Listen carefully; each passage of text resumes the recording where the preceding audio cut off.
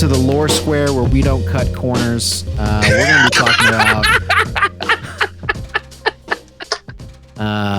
goblins that aren't goblins. And you're probably wondering what that means, but maybe you should listen to the episode before this, and that'll really clue you in as to the cream of tonight's crop, as it were.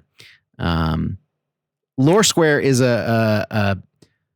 our sponsor tonight. They are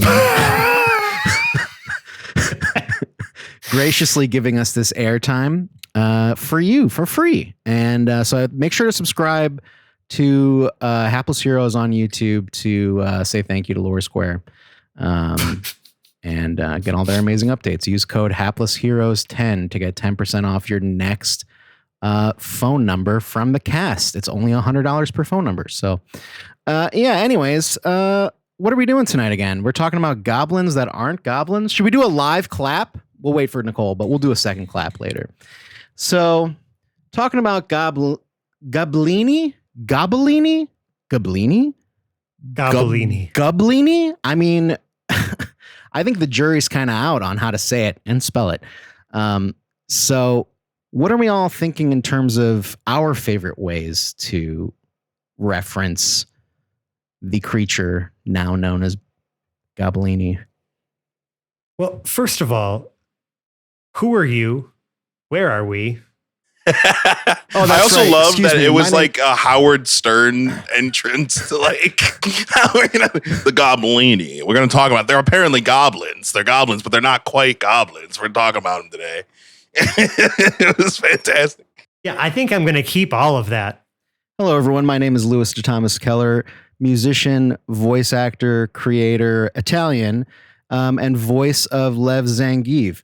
Tonight, I'll be joined by the lovely, the beautifully tanned on my left or his right, Fran as himself. Go ahead and introduce yourself, Fran. It's me.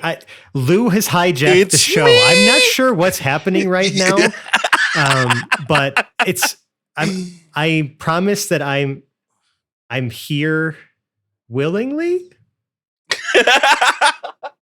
Question mark? And who is me? Who is it that we can me here right now? Me? Can you tell me and us who you are, me?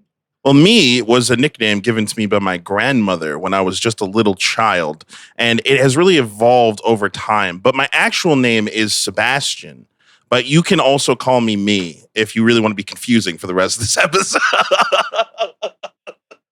Wonderfully articulated, me, as always.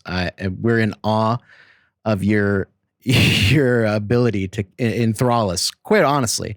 And it is because of that ability that we're kind of here today now, in this moment, as we add meat to the bones that you gave us over the last, what was it, like 3 weeks ago? Not to date us? Well, not just I mean, it's been, like the last two times you've GM'd. But we also, I mean, those last two episodes that we just released were not our first, the first appearance of the Gobblini. What was the exact episode that we had their first appearance? Oh, yeah. What was that number? Was the circus act. Let me pull that up. What my brother fever dream was I just listening to in the bathroom? It's our lore corner. Welcome back to the corner. Not that kind of corner. And tonight, our fourth corner has finally joined us. We are now the full square, as it were. Why don't you go ahead and tell us who you are? Hello. Did you clap? I hadn't started recording yet, so now there's a clap at the start of my recording. I'm fun. Right. We're Can we all just clap for posterity? Can we all just get one quick clap for posterity? We'll just do a quick. Sorry, Fran. We'll just do a quick. Just a real quick. 3, 2, 1, clap. You're gonna hate this episode so much. I'm Nicole. Wait, I heard Lucy about I can do this. My name is Nicole. I have a degree in journalism, and I married an Italian. Those are my credentials. I guess. If I'm following. I love that that's the first thing on the clap. Yeah. And I really didn't introduce myself at all, but that's good. Actually, you know what? Also Italian. I'm just happy to let go of the reins. Yes, but I am the Italian that was married. And formerly known as, yes. And currently known as. And also that means he only as, retains 50% of his Italianship if we ever divorce. The other half is mine. Oh. Didn't know that that's how it works. Oh my goodness. I also did not know how that's right. I'm learning this in real time, folks. Well, hi, everyone that would be Patreon, but actually we're doing a little bit of a freemium giveaway here. Some lore corner for free. We're slanging it for free on the street. Make sure you tell everyone. Right. It's 2 for $5 tonight. So make sure you get it in. Because without your donations, we're going to kill a Gobblini every 10 seconds. And that's an ad. Is a sponsor. Thank you. Guys, you don't understand. Okay, Lou is holding us hostage and all of the Gobblini, and we need you to donate to our Patreon so that you could save a Gobblini today. Oh, we need the sad music from the commercials. Yes. Help them. How much does it cost to buy that Chantal Graviazic song? But for real, if to allow us a moment of seriousness before we get back into the silly, I do want to just say, we are going to be essentially generating the species of the Gobblini tonight. All of their characteristics. We are going to discuss what we know about them so far. As what's been mentioned or suggested in prior episodes, which the episode that was asked about was, I think it technically started with episode 68, which was Cirque Cum Soleil of season 2. And that's when we first kind of like encountered them, and then like Circus Act Park, like the ones that followed that, they were around, Glorp bonded with one, named it Chomp. And, aside from some mild interaction. I found out its name was Chomp. I don't think I named it Chomp. Oh, yeah, right. Chomp was its name. We could go back and check the tapes, I suppose, but we won't. So leave a comment if you remember what its name was from the original episode. Yeah. And what we're going to do is we're going to take what we know about them now, and then all of us are going to sort of pitch some ideas, and we're going to create the subspecies of Gobblini for everyone to enjoy. Hell yeah.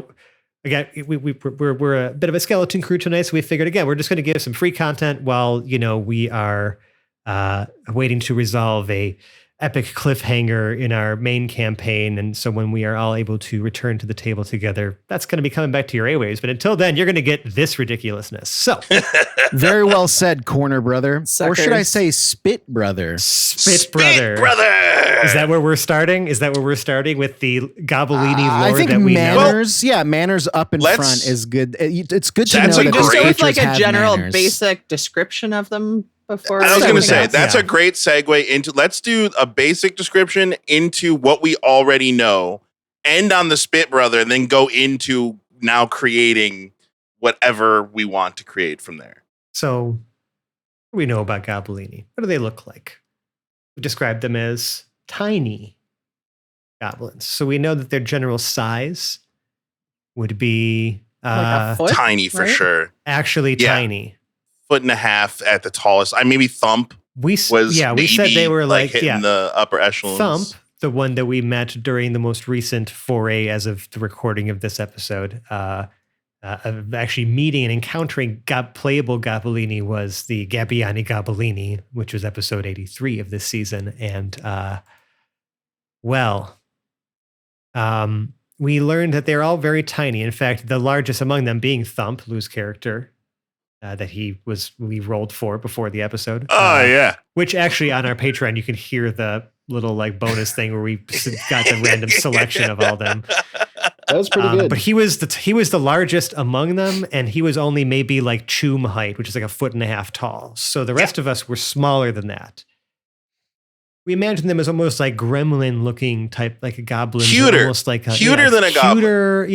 Cuter, like Funko that's Pop subjective, proportions, right? Subject. Yeah, I mean, cuteness Bigger is in ear- the their eye. head More size? exaggerated, I think, is the Their words head that we're size looking for. and their torso size are comparable. Like their heads are the massive part of their body. big head, tiny bodies. Big You know eyes. what I mean? I like Big the idea eyes. that some of them could potentially be as small as a Funko Pop, like the smallest Gobblini. Are only like Homie 6 might have inches actually tall. been Yeah. a Funko Pop size. I think that is an accurate assessment because that's how I always pictured them. So that's what the Gobblini that I was given. I made sure to ascribe those exact features. Yeah, homie's definitely Funko Pop. So yeah, not a we would sponsor. say, tiny little guys and gals and thems, they're just all strange little creatures. We learned that, they can have a variety of different ear shapes, it's like, I remember at one point Lou specified he is of the pointy-eared variety, if that matters. And That's right. now It did does. matter. So, there I'm sure are variants of Gobblini that have different ears. Sure. Colors too. Yeah, Like different colors. orange, Right? Different colors. Yeah. Yeah. Do they Green. come You can- in fuzzy and non-fuzzy varietals? Ooh, Is there a furry and a fuzzy scaled this version? is a and great like this is a great question. Like, I don't know if Whether we hairless. haven't Do, like, explored. if we have Gobblini from like a desert planet, would they be scaled potentially, right? Based on the environment that they've like. very adaptable. Very Yeah. adaptable. I feel like they would be now adapted we're to opening their up a whole environments. can of worms about what Gobblini really are because they're not goblins. I don't think so. I think We they more did classify as like specify fae. they are distinct from goblins. These are something else entirely. Yes, they could be descendants of some type of fae, right? Or but maybe just or they could be. I think I've even heard suggested as we were just talking off microphone in the past about Gobblini, how they could have been maybe an experiment that got out of hand, and now they're just sort of their own independent or just species that has quote unquote infested the rest of the galaxy, as they tend to, as we've learned, infest the ships that they live aboard and kind of spend most of their lives there. But we'll get into that because that's going to get into what their average ages could be, what their lifespan is. Oh yeah, all the meaty. Yeah. We talked about how they reproduce by laying eggs. So they lay eggs as part of the thing. They lay a clutch in the ship and then they dip apparently and afterwards. also orgies. They love a Gobblini orgy. I hate that we've established that. I really hate that we've Gobble-orgy. established that. But Gobble that orgy. is- Yeah. In fact, that's like a once a year thing that they have to do in order to continue their species is have a gobble orgy. Yep, where they all have gobble orgasms. Yeah, they all come together. Well, they all get together. Oh no! And, Yeah, it's like once every 10 years the gobble orgy takes place. It's a fight to the finish. Oh no! Oh fuck. Okay, Last one so- cleans up. And Wow. Wow. Sorry. What were you saying? We were talking about what they look like. I think it's perfectly acceptable to say that because of their infestation nature, they are very adaptable, and because of their fast gestation period, it's possible that they could be birthed into a adaptable mode and then adapt. So they could be furry. There could be furry. Yeah, Gobblini. I think that maybe I see. somewhere out there so you're saying that there may be a variant of furry Gobblini, but that's why we were talking about potentially I the think origins of Gobblini. 'Cause even that's what we really beyond need to nail that- down here. what I'm hearing, even beyond that, is that they mature to their environments. And it's less so that they have a set designation and like, you're going to be a hairy Gobblini. But if they get born in a water world, they can't help but adapt through maturity, right? There might be Love guild that. Gobblini Like for all we know. rapid onset evolution, I suppose, to a certain Yeah. degree. I love this. I love this so much I like because this the variations too, yeah. in Right? infinite variables. I don't think that Thump is Karen where he dumps his clutch. You know what I mean? I'm just saying, like, you know what Dumps I'm saying? his Like, clutch. I mean, we Great. saw that Pop didn't care either. Pop didn't Right, give a Now, shit. as we speak, the SS Astrid, which is the shuttle that our party, that is our shuttle, There is now a clutch of Gobblini eggs somewhere in the walls. I of the love ship. this because this Right. means once those Gobblinis hatch and start to like develop, they could turn out to be like anti-gravity Gobblini or something. Because these ones have been born in Right. space, so who the fuck Right. knows what's Most, going to happen? but most Gobblini have been born in space. Well, On that, a Yeah. that brings spaceship? us to. yeah. Right. Yeah. Okay. I think that brings us to like their lifetime. If they're so resilient, do they die? And if they don't die, how are we not overrun with Gobblini at the rate that they? That is a great question. Great At the question. I rate that feel like they have a reproduce? short lifespan. I think that they do. However, I think that You think that they because do? we've already thrown out that they could even be descendants of Fae. Once they reach a certain age, they just Go to the Feywild, go to the Feywild. where you don't Hmm. age, right? I'm pretty sure. Yeah, They would like just live that's forever. essentially their quote unquote afterlife is in the Feywild. Sure. Bro, what The if their vast origins? expanses of the Feywild, but maybe they only live like to be like 5 or 6. I was going to say They 5 or mature 6 would very be like an quickly. elder. Right.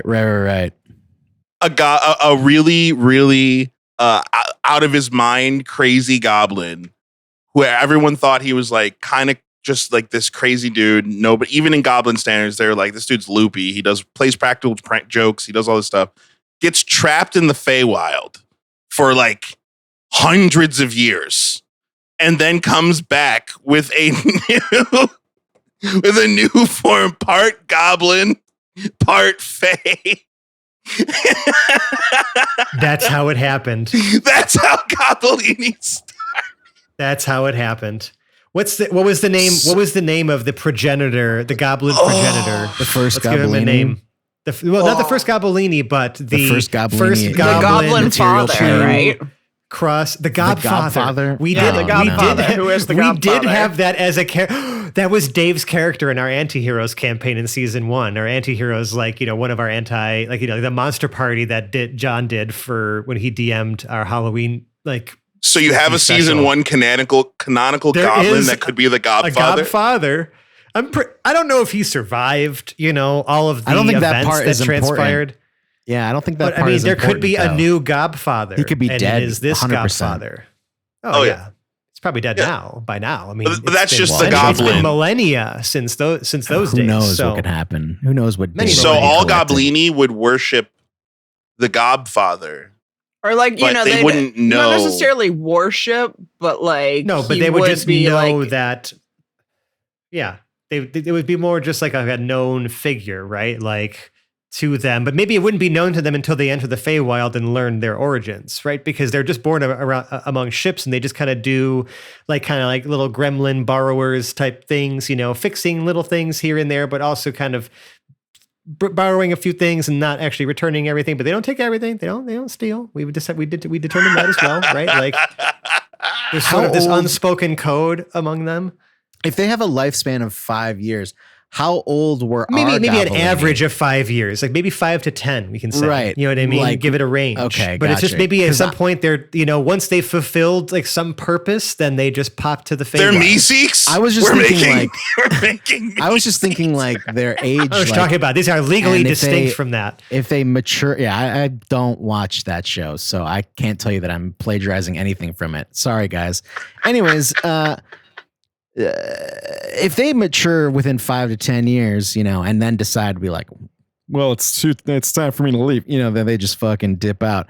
How old were our guys? Were they like 1 to 3? 71. Pop was definitely the I would oldest. say- So Pop it's was the not- oldest for sure. It Pop wasn't was an- easily the oldest. Gotcha. So it You wasn't like a think? day thing. It wasn't like month or like, even hours like that. What we if were it- definitely older it's- than that, is what you're saying. What if it's clutch based? What if like you have to drop a clutch and then that's your signifying like, okay, I'm ready to move on. Yeah, but it's still at some point, maybe we don't really, Oh, I we see. haven't You written only a drop lot one of what clutch. happens in the Feywild in this particular, established universe. So, Right. there could be forces that are just greater and unknown to us that call them to their actual ancestral home. Or they at a just certain die. point in time. Or they get just crushed die. by something, or like Yeah. trip and fall to their like their tiny little. I feel like We've they're seen not that Like they luck are kills rather- them. Yeah. We've seen how hapless some of these Gobblini can be. So, the material plane is just a temporary home for them. But even if a Gobblini is crushed or maimed or, dies prematurely or before its time, it's just their spirit is transported, pops back to the Feywild. I love this. Effectively immortal in that way, but it's so maybe like a reincarnation in the Feywild or something like that, right? Where they just say, okay, you've made it. That was your trial in the material plane, essentially. I love this. Your test run at a tiny body. Yeah. And that's why we all know this sort of internal code. We're born and knowing the code of the Gobblini, which is, we don't steal, we just borrow a thing or two, but we always try to leave something better than we found it, or at least as best as we can. Because we don't actually know the state of the ship as far as they thwarted some robbers, right? And some things were broken along the way, but time is still passing, and our party is still dealing with a bunch of stuff. So by the time we actually get back to our ship, they may have actually fixed a lot of stuff. We don't know that yet. But there is going to be a lot of glitter everywhere, for sure. But there's going to be a lot of glitter everywhere. Yes, and some extra garbage. But it was specifically because it was stated that Master Biggly Wiggly, meaning Glorp, really liked some spots to be a little, dirty or special or whatever. So the glitter was for you specifically, for your character specifically. Yeah, I feel like the deeper level of that in real life is that Glorp knew not to touch Choom's trash, but Chomp only registered that as, Glorp has told me don't touch the garbage. It's actually Choom's trash, right? Glorp doesn't leave probably a good idea around. And actually this whole idea of them being somewhat adaptable really translates well to what the abilities that we saw some of them manifest, right? Some of the little things that they could do. Where and it their wasn't names. necessarily like a class-based action, yes, but their names tend to match. How do they get their names? Exactly. I think it's just they get their names from their purpose. They just always know. That's why Chomp was like, I'm Chomp. Mm-hmm. And Homie was a homie. He's like, I'm a homie. Known. Yeah. Yeah.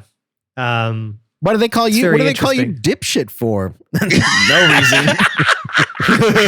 Takes out a stick covered in shit. Yeah, no does reason poison damage. Oh my God! Sorry, didn't mean to derail us on that one. No, you're good. It's just I'm sorry. You didn't expect us to get derailed in a freeform open writing session. Yeah, Nicole. yeah. What were you saying? Oh, I said it's just the first thing somebody else calls them. Honestly, basically. Again, they're born with their clutch. Yeah, and nobody else can speak Gobblini. So I imagine just a clutch being born. Their gestation period is super quick. So they are up. They know how to walk. They know how to run. They know how to talk. They know how to do all of that upon being born. But that's part of their Fey ancestry, right? That allows them to do that, right? Where it's just they share almost this psychic bond with each other where it doesn't matter what sounds we're making externally. We all understand each other and speak the same language. Eep, eep, eep, eep, eepers, eep. Eepers.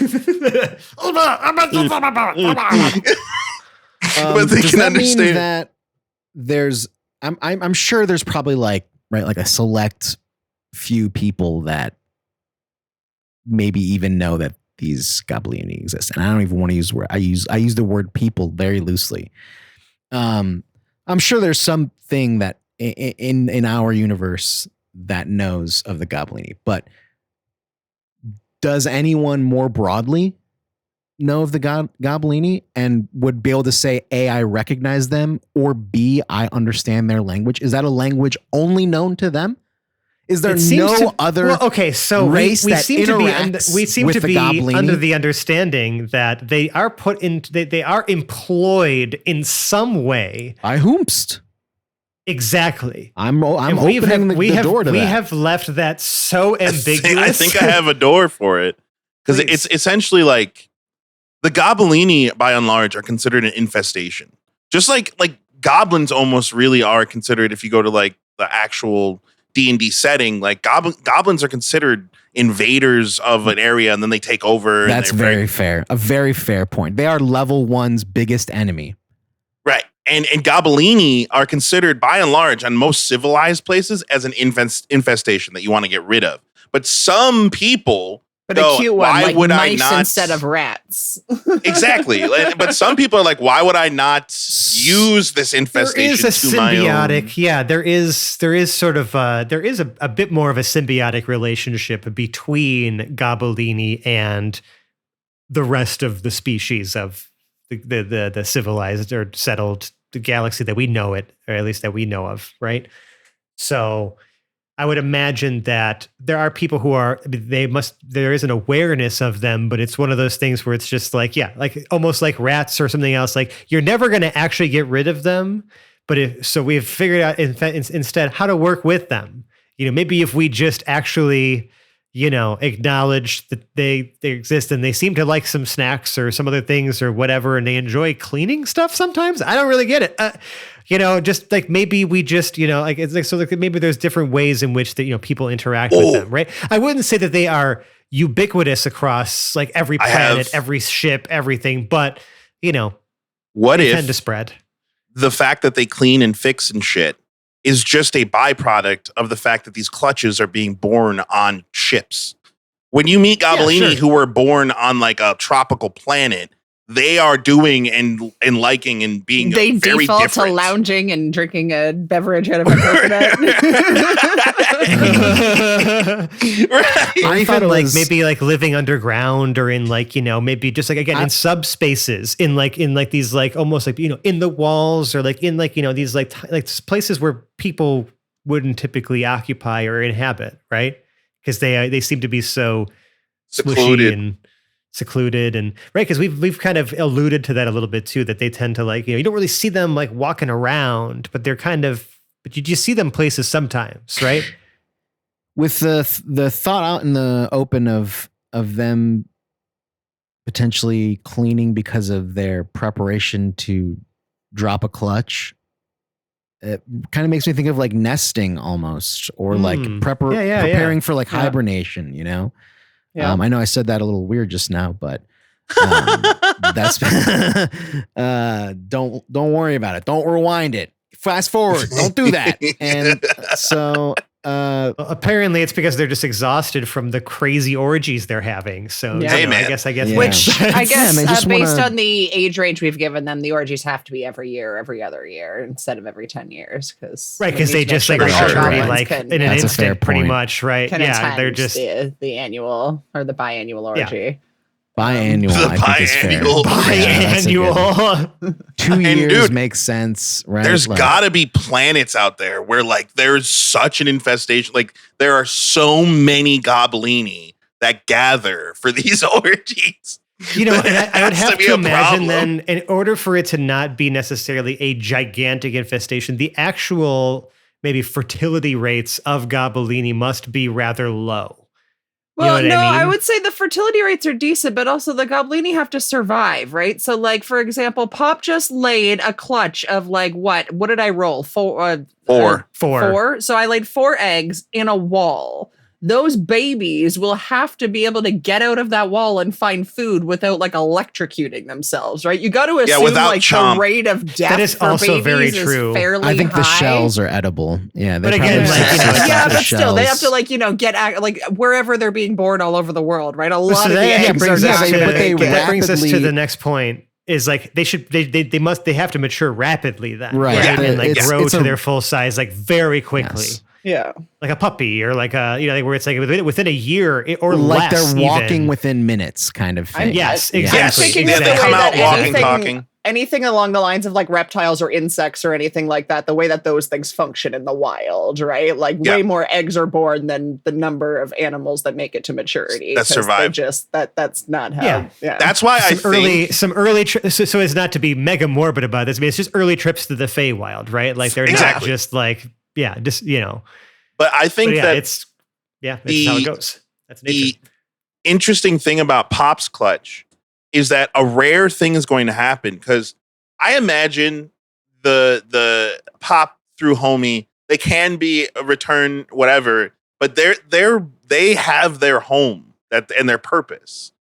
But this new clutch that you have given birth to on the Astrid. they're gonna have Chomp to And be around, which is Glorp rare. to be like the mother that's going to take care of the baby. You get to essentially, you get to choose how these Gobblini mature and adapt. Like that's a rare thing. We've kind of signed ourselves up for this now in the future, and it's more of an apology to any of the DMs who are not present for this discussion tonight. But it's going to be one of those things where it's going to be a fun little thing to manage. I mean, we were kind of thinking about treating them again like more like hidden retainers, right? Where they mostly stay out of sight because they don't want to be, again, because of the fact that all the bigs are very scary, as Chum has learned.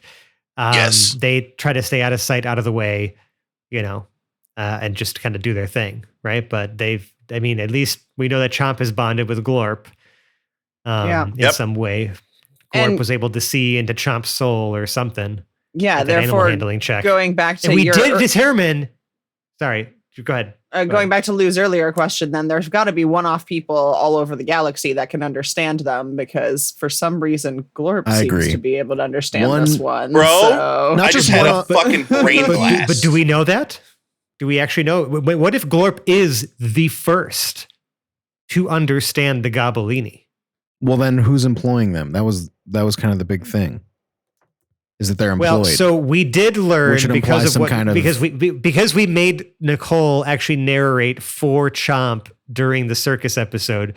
At one point, I do remember Nicole specifically going something like, "Blue One, you must help us. We are not getting paid," and like I forgot what it was, but like, you know what I mean? And the food is terrible or something like that. And so like we did know that, at least in that weird interdimensional or circus, that the fever dream thing that happened there, we did have some kind of work contract that was just being, there was a work thing, but it was just not, it was not for money. Anything? It was for like food. It was for like or nuts something. and bolts. Yeah. It was for like old screwdriver that they can't carry. Maybe it's a barter. And like, again, with enough gesticulation and gesturing, it does seem like basic communication is possible, but it's just kind of like communicating with like a nonverbal animal, where it's like, oh yeah, okay, little one, sure. Are you pointing at, is this what you want? This little screw, and it like, like I can imagine Homie being like,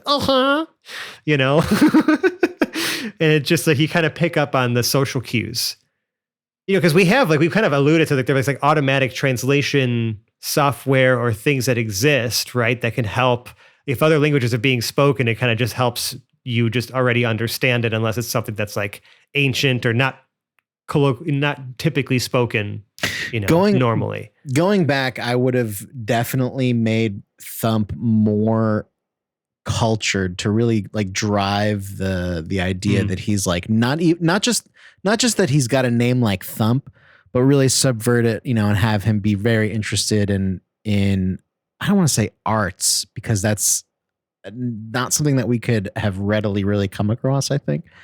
But just that idea of like interest, architecture, the interest in the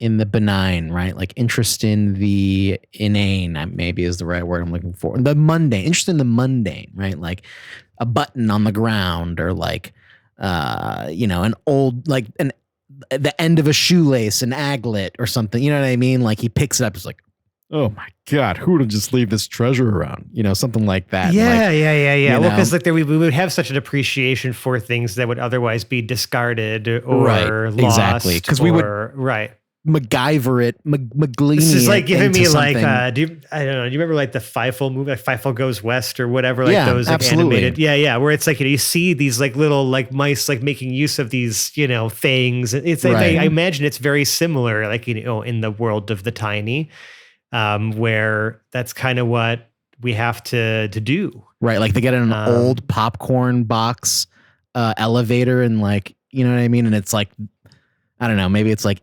I don't know why I was thinking of like an old, like a cheesy Regal Cinema, not sponsor, like $40 discarded themed box that's like old and like the Dune popcorn box. Yeah, the Dune popcorn box. We're in like a fucked up version of it. The corner's got like a hole missing out of it. We're like going up Gobblini Hall, trying to get to the top floor. Bunch of hundreds of them are packing into the elevator in each floor. So imprinting upon a Gobblini is a fucking serious thing. Yeah, and that's kind of what I was thinking. Like, I want this to be almost significant. I feel like we can mine so much stuff, especially when we already have this particular thread of there's this mention of the gluptuous one, right? In the very same episode, we were learning about the Gobblini, right? When Glorp encountered another plasmoid, that Warble, right? Who was going on and on about some sort of thing about the gluptuous one. I almost want to like put a pin in that and maybe just, we can mine that for something really fun and interesting later. Which I don't necessarily want to workshop out loud now because I want to let that one cook and let people kind of leave them guessing a little bit for a while of like how on earth we're going to connect these things, right? And what is the gluptuous one, and what the hell does that have to do with the Gobblini? When we had talked about too, and I think it'd be fun to mention this, almost like creating a gag when it comes to the Gobblini that are aboard the Astrid, even if it's just chopped for a bit, is, so far Choom, I think, has been the only one who has been clued into like, hey, did anyone else see or hear that thing? They're in my walls. And everyone else on the ship has otherwise been kind of oblivious to the existence of a Gobblini on board. And so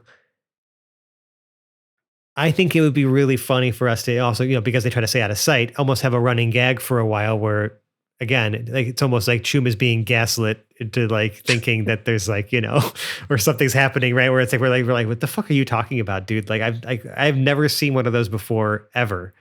I feel like Glorp would be the only one who is like... Glorp would know. So I guess, Glorp would have all of the control over whether, the Gobblini are known to the rest of the crew.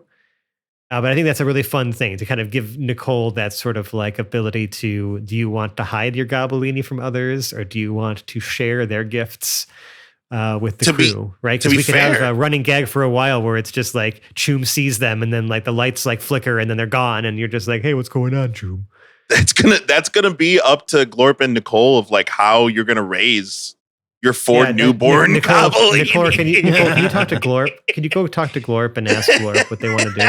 What they want to do with the babies? Yeah, I don't know. I feel like if anything, this is gonna be more of a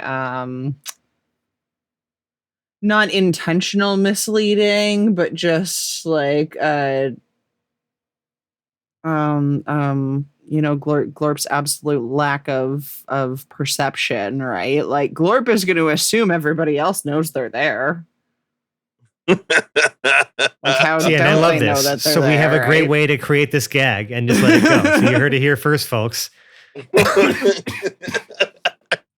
Oh, dude, I'm just like, my mind is racing at the possibility of like the power, because we're talking about creating these as like a not necessarily even just playable, but like as a physical thing. That exists within our universe, a sort of custom species power of having a newborn Gobblini clutch. Like they are their most valuable when they are first born, because they would be then the most adaptable at that moment. So you could teach these Gobblini to do anything, and then their life's purpose would become whatever you make their environment.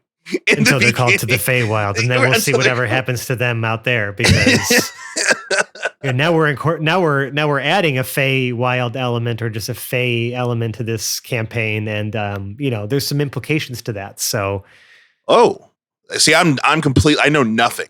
I know it exists. Well, we know that Fey aren't like they have their own motives. They have their own. There's a whole like different power structure that exists in that on that plane. It's a whole different plane of existence. You know what I mean? So like rules are different over there. Everything's different over there. And who knows how all that changed when everything kind of, the Godfather came back. The crazy universe reset at the beginning of this campaign, right? Where like there are elements from our first season that we've incorporated into the lore, the grander lore of this particular campaign. And so like this is just another thing to add into that soup, right? And this is what we do, right? And again, this is as typically, right? This is stuff that we're going to be recording and releasing to Patreon. But for the folks out there who have maybe this is the first time hearing us talk about stuff like this we how we write most of the stuff for the show. You know what I mean? Is like the few of us just kind of sit in a room, whether it's typing like in a chat or, a private chat, or it's us, getting together in like small little sessions like this and just like, hey, let's pick a topic, let's riff on it for a while, and let's see kind of where we can start connecting threads or creating threads to start attaching to other things, and this is how it goes. So before we get, we can get lost in the weeds. We could talk about the deep lore of the Gobblini for hours, but I want to make sure that we do just hit a few key features of the Gobblini. Because of them essentially being a species, we want to ensure that we get a few of these traits right. So we already know that they're adaptable. They're venomous. That, they may take on additional properties based on, what manifests given their environment at the time, right? So that kind of is great for giving a DM freedom to just give something like a tiny ability, grab something that could be like a cantrip or something and just kind of give them a few things to work with. I feel like that was your philosophy when you gave us those essentially the index cards. Yeah, just stat blocks. And so I think that we operate off that same thing where it's I think that they should also be natural climbers, because I think that otherwise you would have to specify for a creature, right, that their climbing speed would be equal to their speed as a just walking speed. And I think that for Gobblini that makes a lot of sense given that they live in the walls and shit. I think expeditious retreat is something that, or the ability to high dash, or there's one more, disengage as a bonus action. That is kind of giving them that rogue-like property, but just kind of making it part of their Fey ancestry, right? Right. Yeah, of just kind of giving them that ability to do that. I think that makes a lot of sense, given that they need to stay out of the way. Yep, and they're very good at doing very that. fighting adverse. They will fight, but they can bite, right? We determined that they all are able to use their teeth as a melee weapon. And they are all venomous. Unless otherwise skilled, that does 1 damage and constitution save to not be essentially afflicted with a disease, we'll call it, which is a condition that allows, this particular disease though is, you feel the unending urge to just chew or bite, to gnaw on things, something, or gnaw on something. Yeah, it's just uncontrollable for what do we say, 1d4 hours, depending on the severity of the bite. Or there's an antidote apparently, there is. I consider it like a venom, and I think all Gobblini have it. Yeah, it could be a venom. Sorry, what were we going to say, Nicole? I don't remember. You had something to add there? Oh, I'm sorry. I think I did, but I do not remember what it was. The Gobblini came and took it, bro. Yeah. We're just talking about the properties that they would have, right? It's we've talked about their lifespan. We talked about their size. Would their base speed be 25? Would we say, because they're small?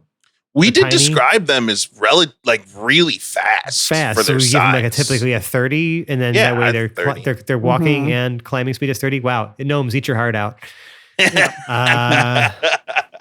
You are a tiny size though, and trust me. We never said that we were going to be making anything balanced here. Of course not. So please use these Gobblini in your own campaigns at your own risk. As somebody who plays a tiny character, that comes with they can't fire modern firearms.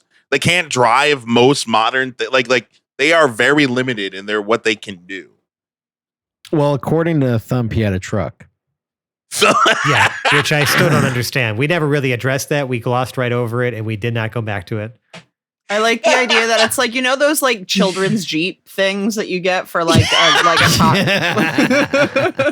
Oh my God. Yeah. You guys do live on a fucking commercial capitalist fucking megas haven. They're probably shit all over. Those ones, all the thrown out RC cars. Yeah, exactly.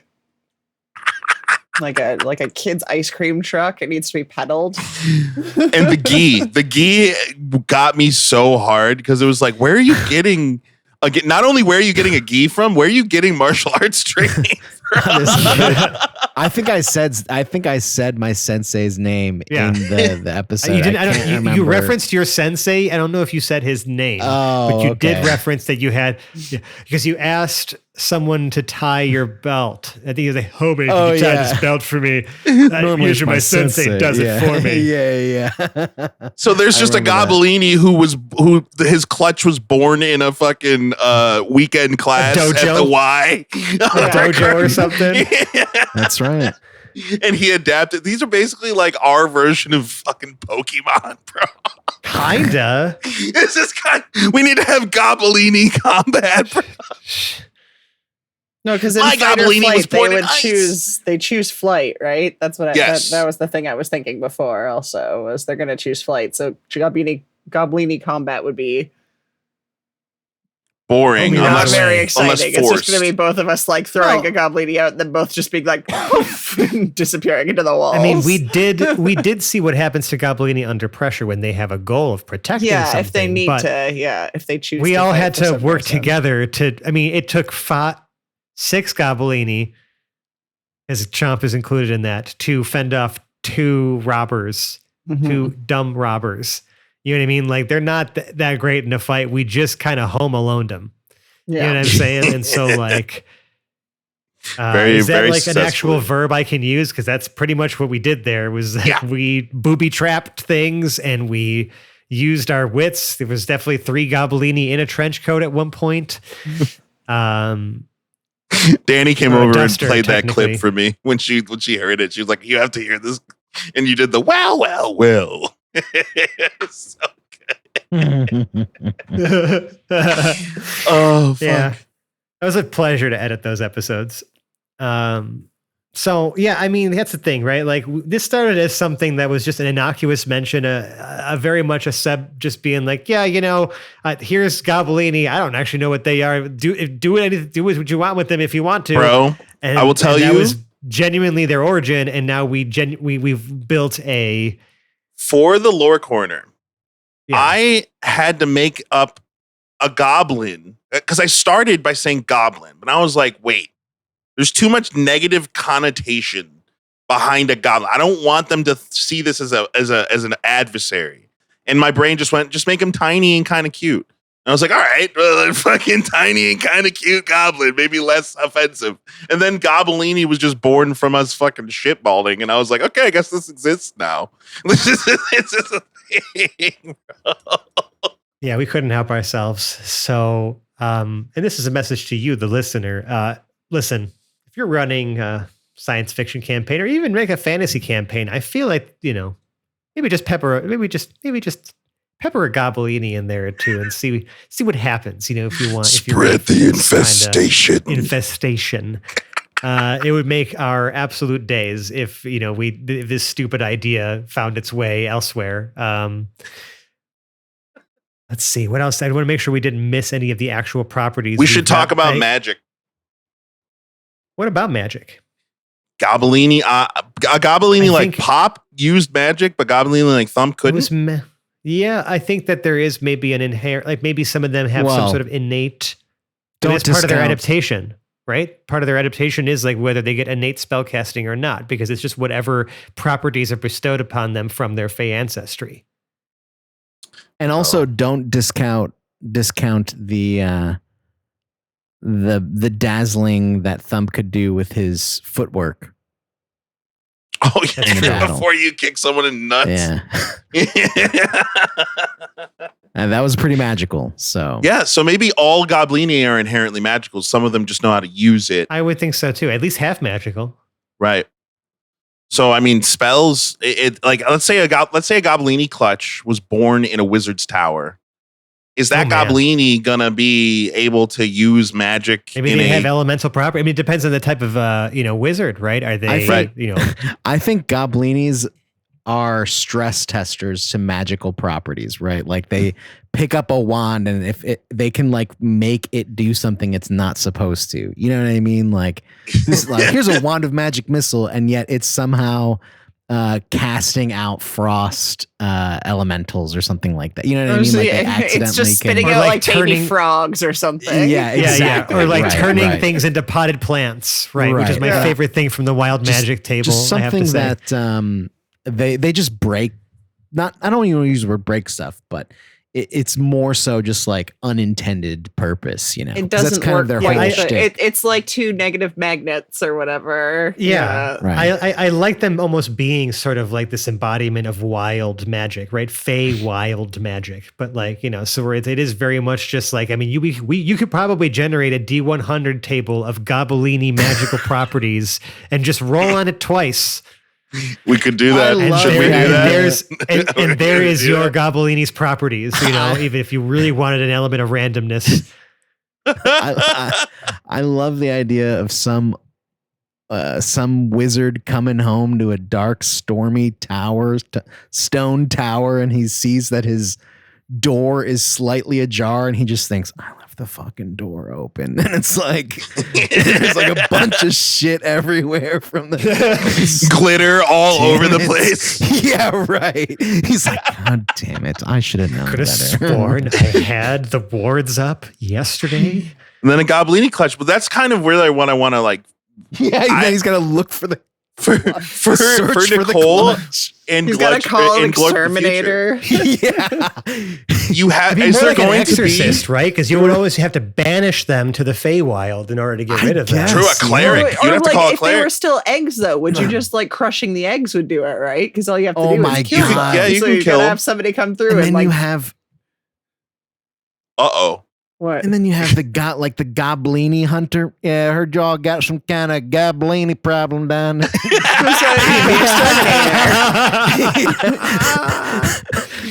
Oh my It's just god! hard. It's just hard when they're so cute. You really He's need the someone who's progenitor. got He's the stomach B. for it. He's the Gobblini BBEG. Like they're all tremble in fear of the exterminator.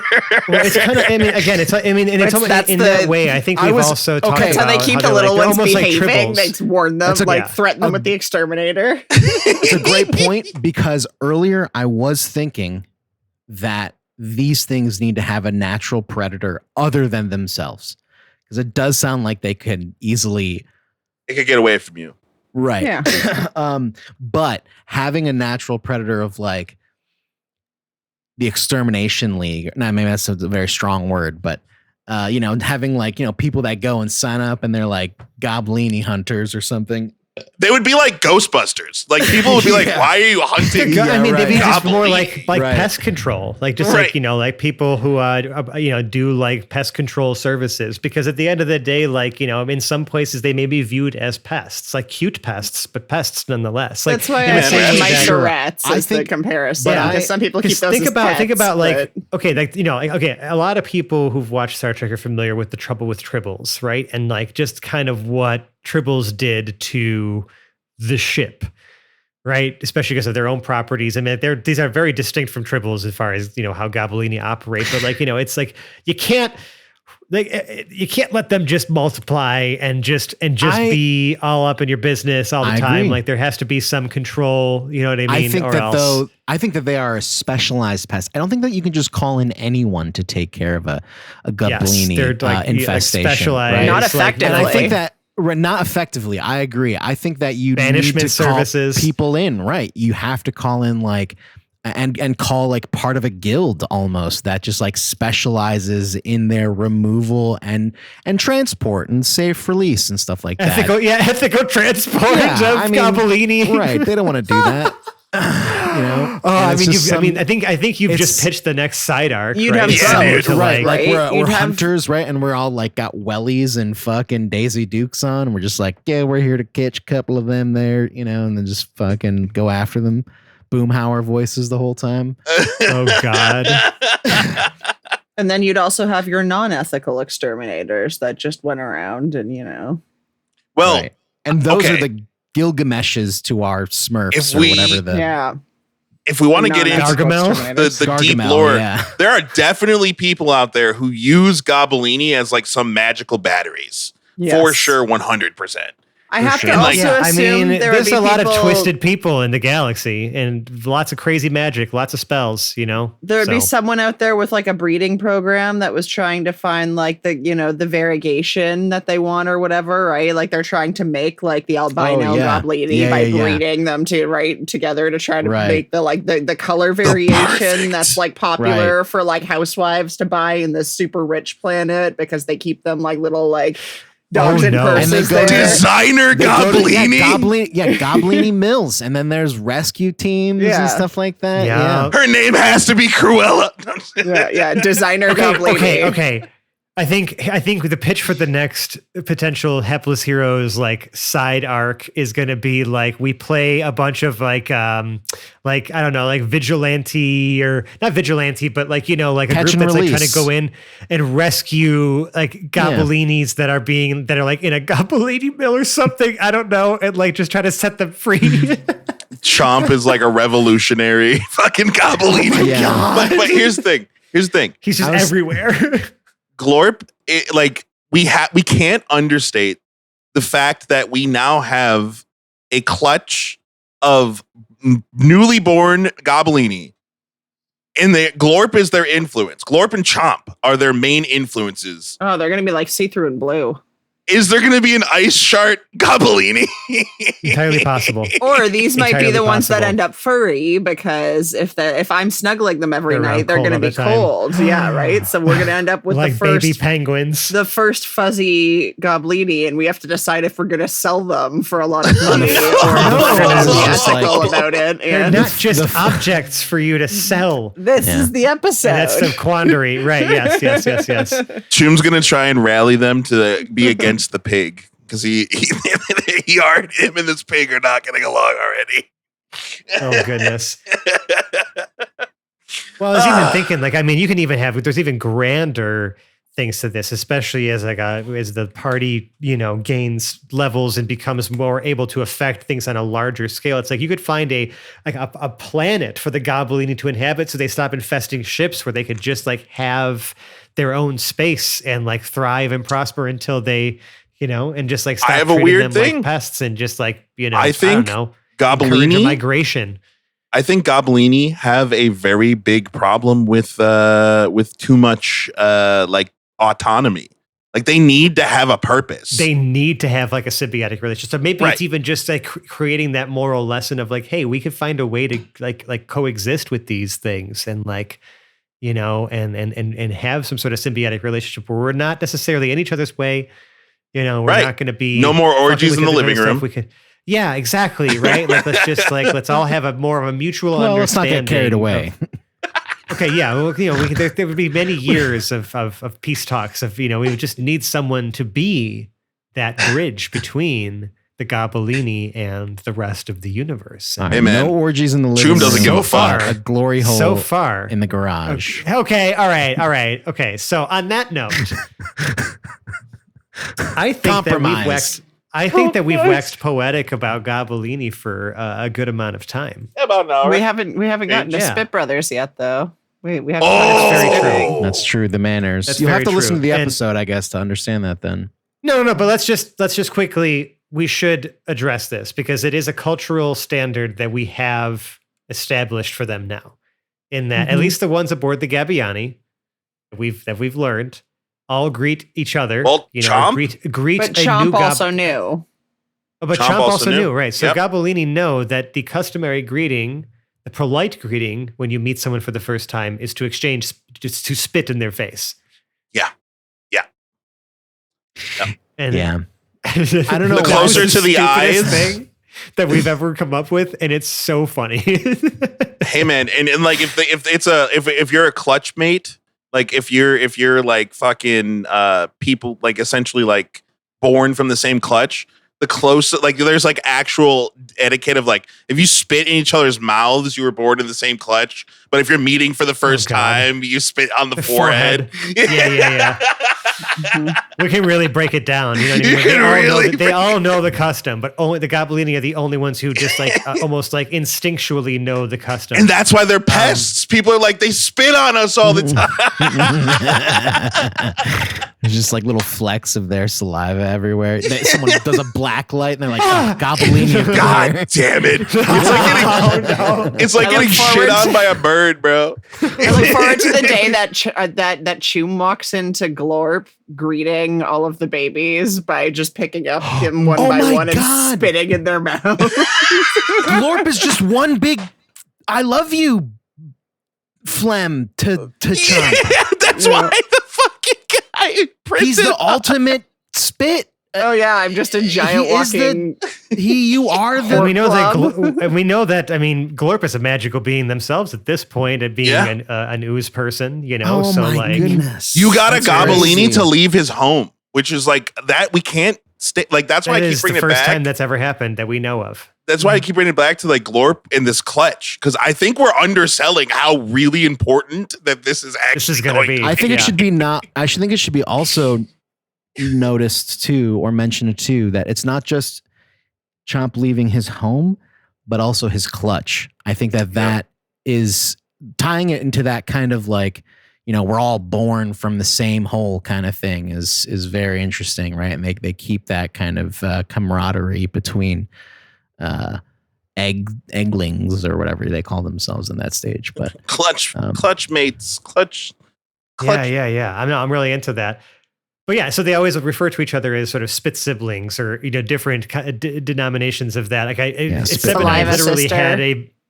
I was gonna say, Seb and I had a back and forth in our like private Discord for a while, just going back and with just different, spit brothers, saliva brethren, phlegmkin. Fran draws the line at Loogie Luchador. Backwash compatriot, swill buddy, expectorate relative. Loogie Luchador was where I drew the line, because Luchador does not have anything to do with kinship. Scrock Mono. But yeah, so I think that you know what? Yeah, in the comments, share what you would call your spit sibling. That's right. We're gonna pick our best one and bring it up next episode. Yes, we'll use that. Honestly, genuinely, we will use that. We'll use the most creative one in the next Gobblini appearance. I mean, realistically, we'll use all the ones we like, so just keep spitballing. Yeah, just keep. No, we have to pick a winner. That was my joke. No. Bro, okay. So I just say for the GMs here, and for the GM who's not, I like and the GM in our hearts. And the GM in our hearts. I literally think like how Glorp and Chomp and this new clutch all come together is going to be like that's gotta be like an arc, bro. That's gotta have to make that significant. And think about also what is colliding with now this thing that's brewing, and that's us trying to get back home. Now that we know where that is and have means to get there. Are we going to infest Concordia with Gobblini? Yes. Well, yes, that is possible.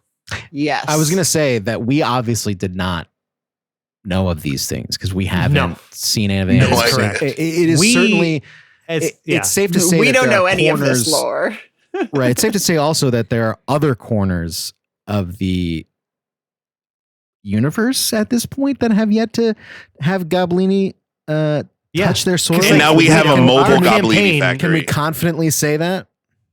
Well, yeah, because our campaign takes place in a very small sector of the infinite expanse of the universe. I'm just saying that our Concordia is not an isolated incident of having no Gobblini. They are still spreading through, and there are definitely pockets where we won't. Concordia has never seen a Gobblini before, but that's also because we've kind of learned that based on the events that have transpired thus far in the campaign as the recording of this episode and publishing of this episode, it was kind of almost suggested that Concordia is almost not supposed to be here at all.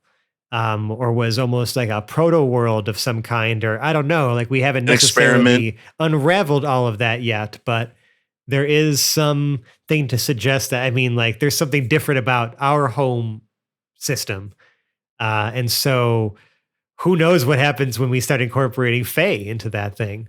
Oof. What if all of our characters are also descended from some sort of weird Fae stuff? We don't know. We are all anthropomorphized animals for the most part. Harengon, don't they? I'm pretty sure they have a connection to. Anyway, Potentially. Harengon are not from Concordia. For the GM who is going to do the next Gobblini or does the Gobblini Exterminator episode, just want to make a quick note. Or Gobblini Rescue. We are now a traveling contamination unit for Gobblini. We literally will be spreading Gobblini everywhere we go for the rest of our existence. However long Gobblini occupy our ship. That's true. So I would say that we might be on someone's radar pretty soon here. Maybe. Yeah. I guess it depends on what detection methods or mechanisms are, exist out there to know. Like if they do like a ship scan before you dock somewhere, and it's like, whoa, can't let you in here. There is a foreign organism biometric living scan. aboard your ship. Yeah. Biometric scan did not pass. Looks like something about a Gobblini infestation. You gotta get that taken care of before you could dock here. Or something to that effect. I fucking told you. And we're all just like, what? What is Gobblini? What are you talking about? Yeah, like they haven't noticed. We haven't noticed anything on the ship. It's actually been rather clean lately. They're in the walls. They're in the walls. No. I do not allow Chum to bring anything like that on ship. No, we could not have. What are they called? Gobblini? Gobblini. Gobblini. Oh, this is great. Oh, I mean, the thing is, we would have all seen. We had seen them on the circus, but so many of us, I think, so many of our characters feel like, did we just like dream that? Because then it was just like an abandoned asteroid, and I was like, did we just hallucinate something? Did something weird just happen? So like, Percival is convinced that was the first time he was ever given drugs by accident. You know what I mean? Like, hey, he hasn't done those before. I'll save it for after the episode, but I'll wait. Are we done? Are we almost done with this? Well, we're done. I mean, like, listen, I think that we've given the people something interesting to listen to, I hope. Like I said, get in the comments of wherever the comments are in this episode, because apparently those exist in multiple places now, including like Spotify and, YouTube and those places.